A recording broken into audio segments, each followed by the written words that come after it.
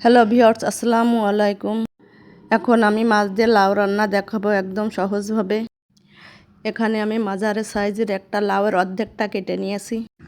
লাউয়ের ভিতরে একটা আলুও দিয়ে দেব। এখন আমরা জিয়েল মাছ দিয়ে লাউটা রান্না। মাছটা লবণ হলুদ দিয়ে কষিয়ে নিয়েছি। এখন কড়াইতে সাদা তেল দিয়ে দেব, পেঁয়াজ কুচি, কয়টা আস্ত জিরাও দেব।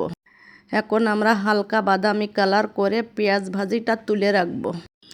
এখন আমাদের পেঁয়াজ ভাজিটা হয়ে গেছে, এখন আমরা তুলে রাখব। কড়ার ভিতরে যে তেল ছিল, তেলের ভিতরে আমরা এখন মরিচের ফালি, কিছু পেঁয়াজ কুচি, আদা বাটা, রসুন বাটা, লবণ, হলুদ, হাফ চামচের কম শুকনা মরিচের গুঁড়া। এখন আমরা সুন্দরভাবে নাড়িয়ে মশলাটা হালকা কষিয়ে নেব। এখন আমি লাউটা দিয়ে দেব।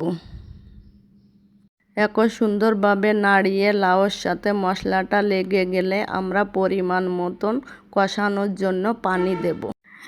এখন আমি ঢাকনা দিয়ে ঢেকে দেব। এখন ঢাকনাটা তুলে আমি লাউটা নাড়িয়ে দেব যাতে তলে লেগে না যায়। এখন আমি আবার ঢেকে দেব। এবার আমি সুন্দরভাবে লাউটা কষিয়ে নেব। এখন আমি সুন্দরভাবে কষিয়ে নিয়েছি। দেখেন লাউটা আলুটা সুন্দরভাবে গলে গেছে। এখন আমি পরিমাণ মতন ঝোলের পানি দিয়ে দেব। পানিটা অবশ্যই গরম হলে ভালো হয়। গরম পানি তরকারিতে দিলে তরকারির স্বাদ দ্বিগুণ বেড়ে যায়।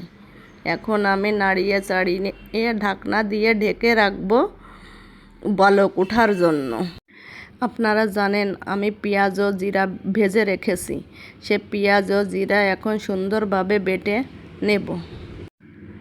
এখন আমি ঢাকনাটা তুলে সুন্দরভাবে নেড়ে মাছগুলো একে একে দিয়ে দেব।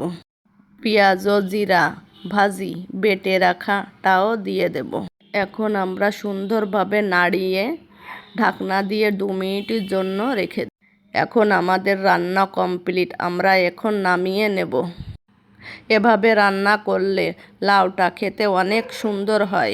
পেঁয়াজ আর জিরা ভাজি সেন্ট অনেক মজা লাগে। এখন তরকারিটা দেখেন অনেক সুন্দর দেখা যাচ্ছে। দেখতে যেমন সুন্দর হয়েছে, খেতেও অনেক সুন্দর লাগবে।